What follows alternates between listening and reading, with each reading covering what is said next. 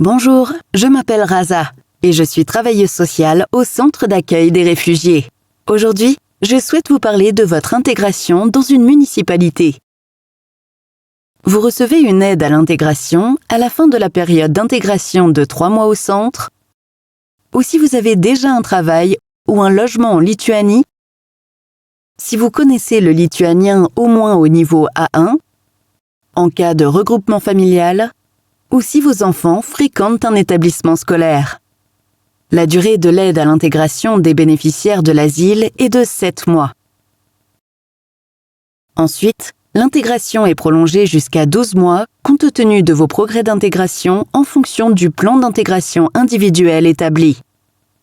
Après 12 mois, l'aide à l'intégration dans les municipalités peut être prolongée jusqu'à 36 mois uniquement pour les personnes vulnérables. Le bénéficiaire de l'asile ne peut obtenir qu'une fois l'aide à l'intégration. Pendant la période d'intégration, une allocation unique d'installation et une allocation financière mensuelle pour les produits de première nécessité sont attribués. Peuvent être obtenues en plus une allocation pour acheter des fournitures scolaires, une compensation des frais de scolarité des enfants, des cours de lituanien et de connaissance de la culture lituanienne, et une compensation partielle du loyer du logement.